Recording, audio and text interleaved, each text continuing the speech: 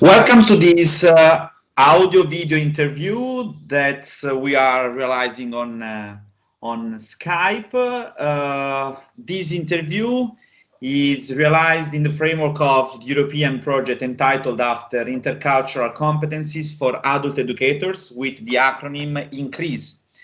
The project is funded by the European Commission in the framework of the Erasmus Plus program, Strategic Partnership for Adult Education.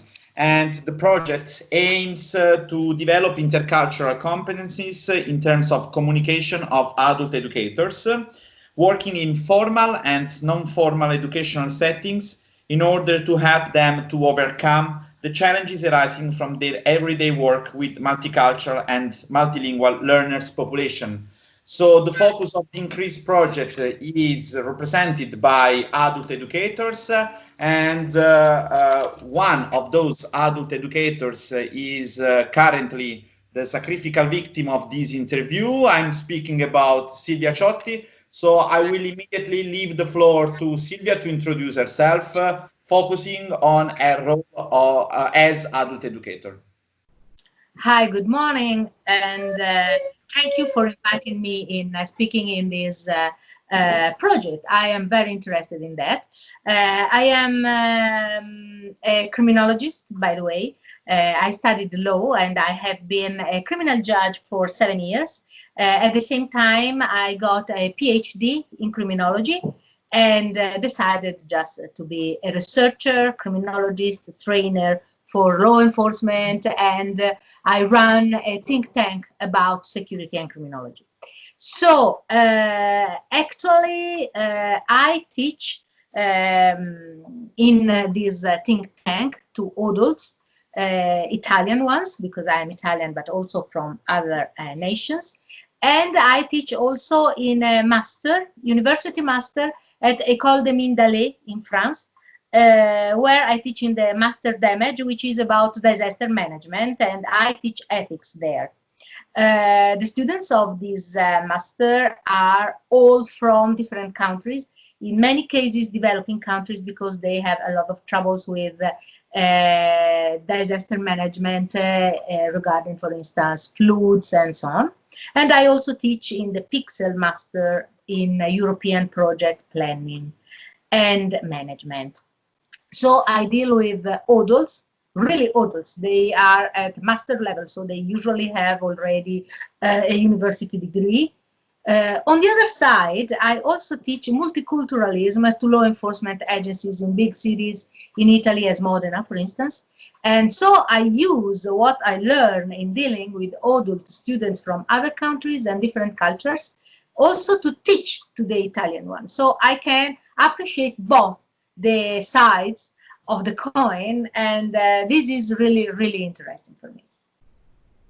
So when I described the people to get involved in those interviews, I was describing exactly what you do. So the choice of you as testimonial in this interview is kind of appropriate. So on the basis of your experience, first of all, would you like to mention some best practice, or on the other side, some difficulties met in dealing with multicultural adult learners? Okay, it may seem trivial, but the main thing is to listen to them. Because as an example, when I teach at the Master Damage, I have students coming from India, from Pakistan, from Azerbaijan, as well as from France, from England, from the United States. They are really, really different. They have first of all, a very different pronouns, which is not easy if English is not your main language, is not your mother tongue.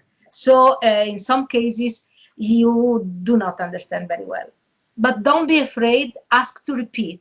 It's not a way to be rude, but probably in many cases they are not capable of understanding my English too. So this is normal.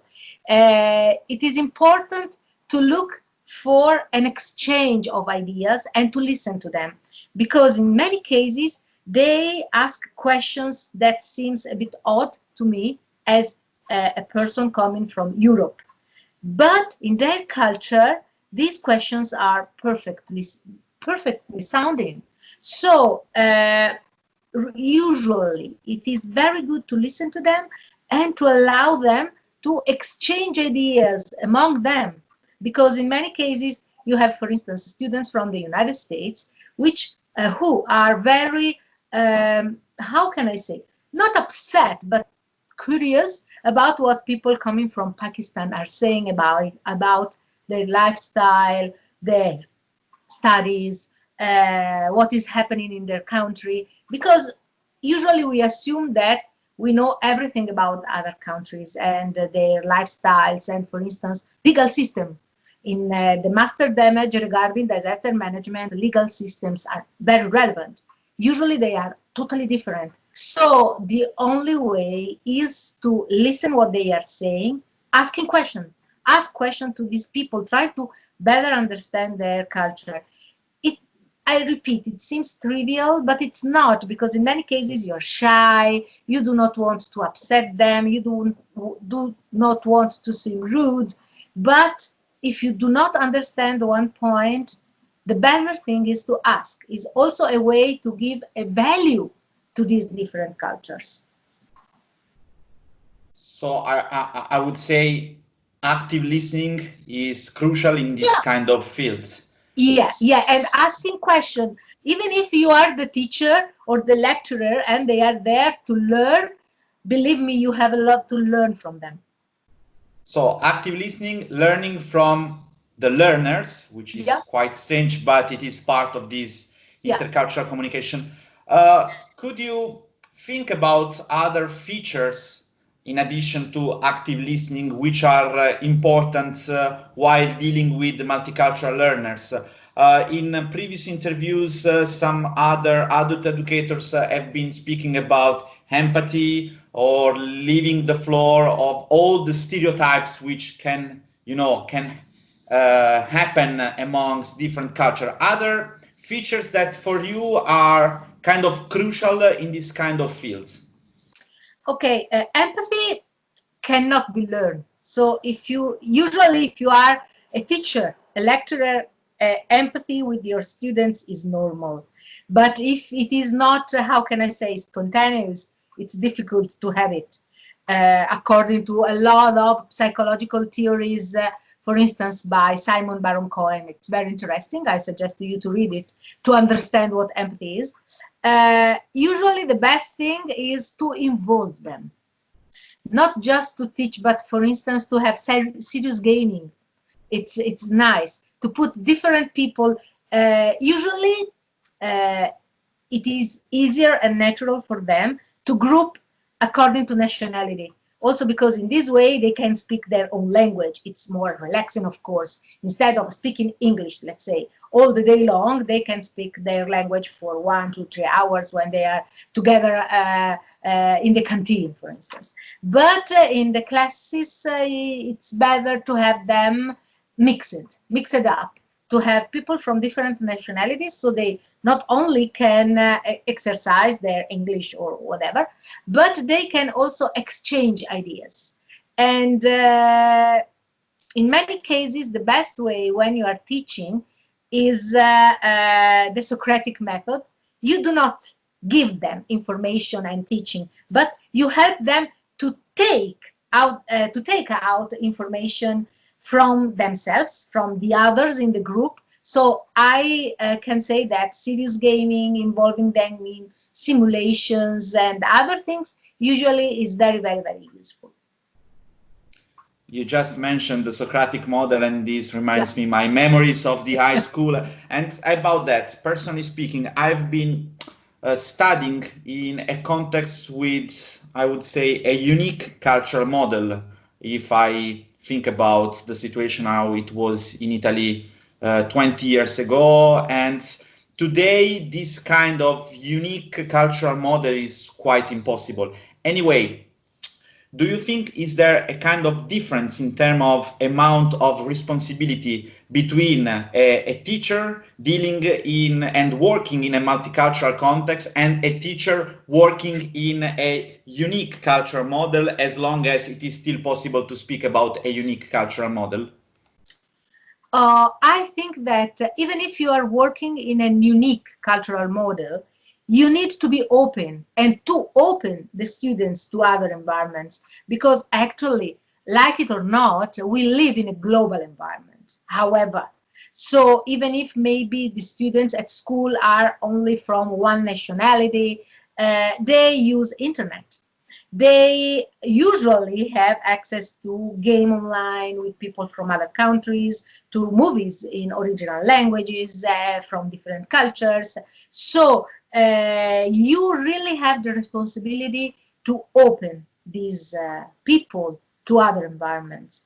It's not easy because, for instance, let's talk about Italy, which is my environment. In Italy, in high school, when you have also students from other countries, what is done usually is to not to impose, but to propose only the Italian language, Italian culture, Italian religion as well, Italian history. I was very lucky because at the high school, my history professor taught us also the history from China, India, Africa, but we were the only class in the entire school studying also non-Western history. And this is still true. So people coming, let's say, from Africa or from East Europe, in Italy at school they learn only the Western history, and this is not correct because this is not respectful for their culture, history, for their roots. When you are in a multicultural environment with adults, it's easier because in this way they already have quite solid cultural roots in their culture, in their language, in their history, and to promote an exchange is easier.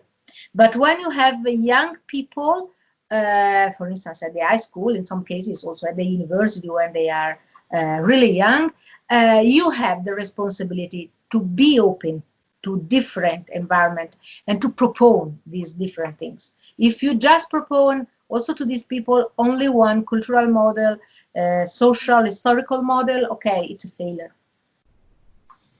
Yeah, one of the memories I have about we all have been studying a kind of Eurocentric Yeah, vision of history, and absolutely. one of the replies I received, why should we study only what happened in Europe? One of my teachers said because the main important events they were all in Europe, and this is quite false. It's And totally false. It's they, totally false. Absolutely. Let's think about the wonderful things that happened in China or the history of the United States. They are a recent nation, but it was a kind of a cultural, social, historical experiment that we can examine now by an historical viewpoint. It's amazing. You lose a lot of things if you do not consider other culture. It's really a poor thing just to consider only Europe. Okay, Europe has a lot of written history. Okay, perfect.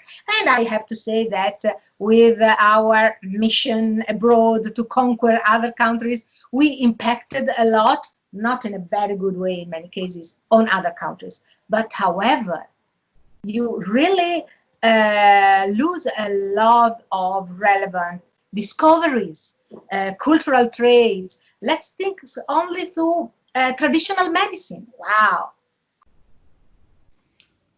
I totally agree with you. It is strange when those interviews in the framework of the project were planned, the situation was quite different in comparison with what we are living today. We now have news about what is happening in the US, in what is happening around the world. So, in your opinion, uh, what is the state of art in terms of integration, in terms of multiculturalism?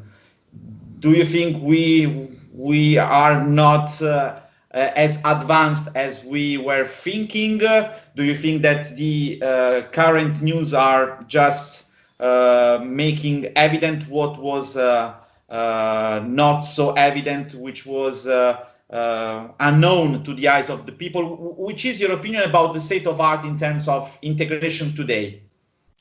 Oh, I think that the situation is strange because it's on different layers. Uh, People in the everyday life, in many cases, they have very good relations with people coming from different cultural and national environments.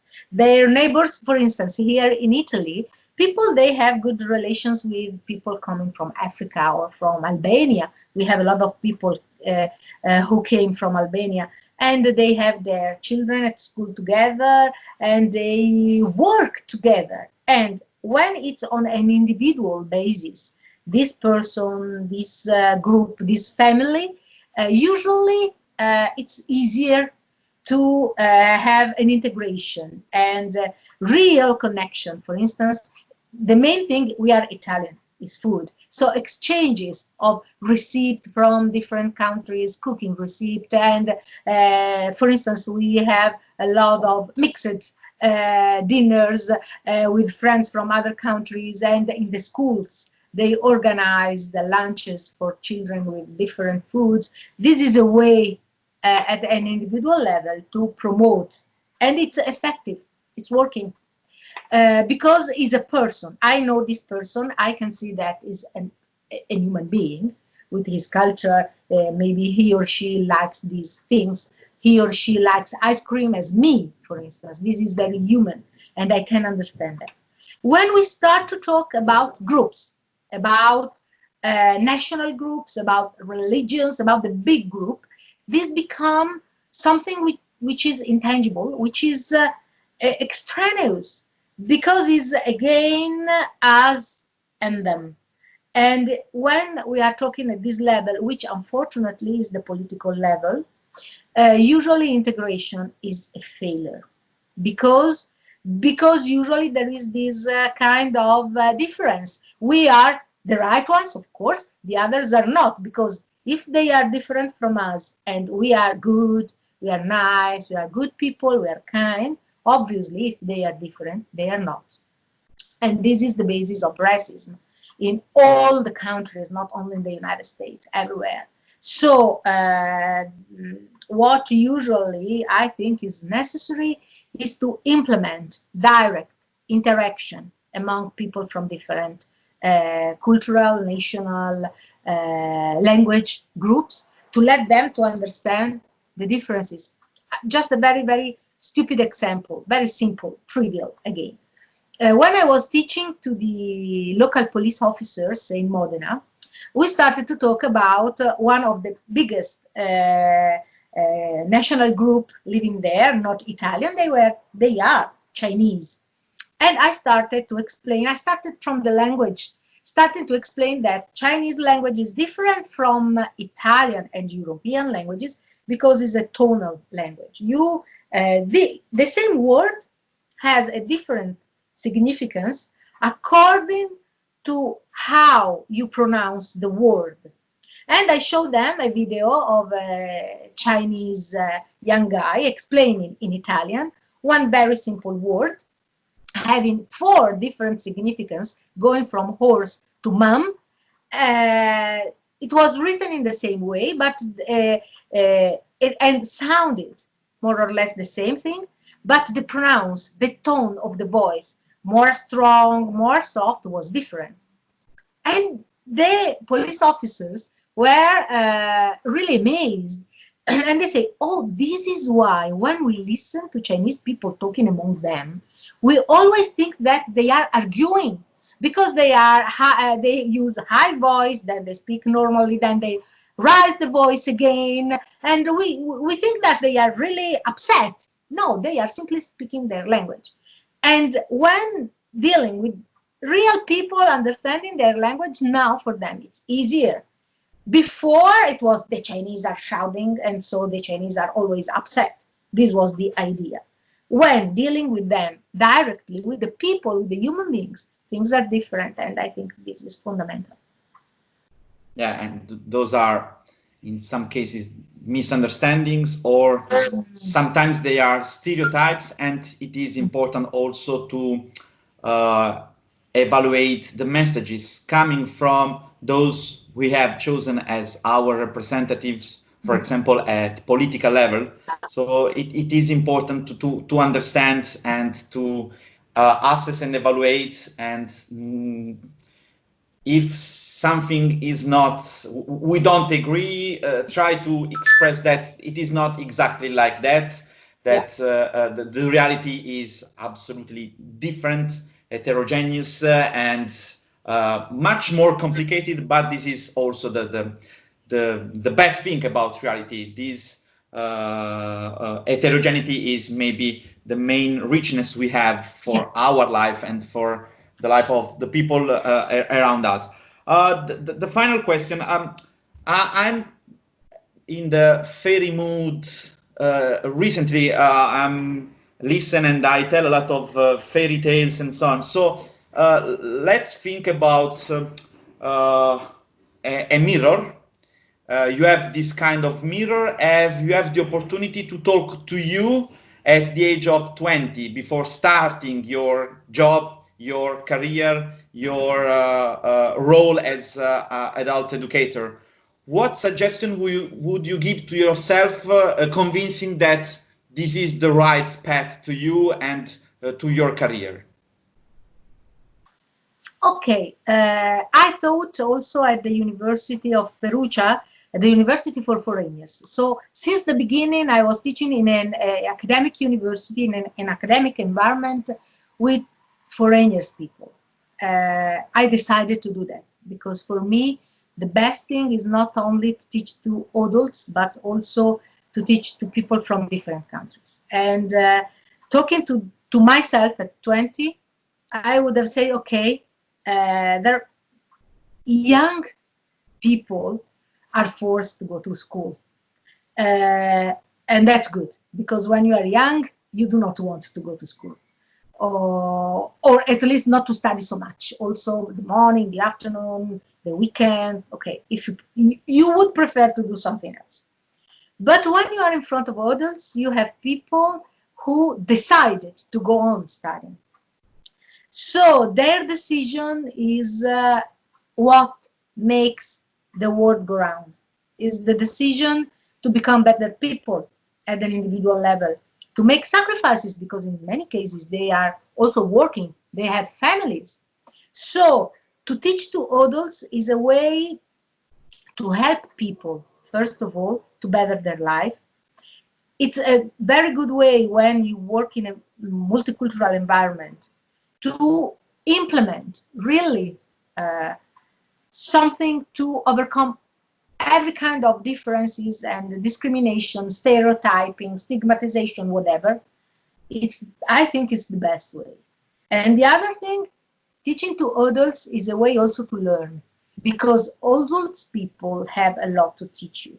So personally, since the beginning, I prefer to teach to adults because it's really enriching me.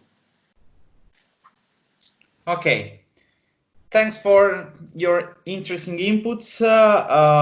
In the other interviews, I can say I've been making the interviews. In this case, I can say I've been just talking to a friend. So thanks for your availability, for your interesting inputs, and I'm pretty sure they will be useful for all those people who will be involved in the project and will have the opportunity to watch this video interview. Thanks again for your availability. Thank you. Thank you so much.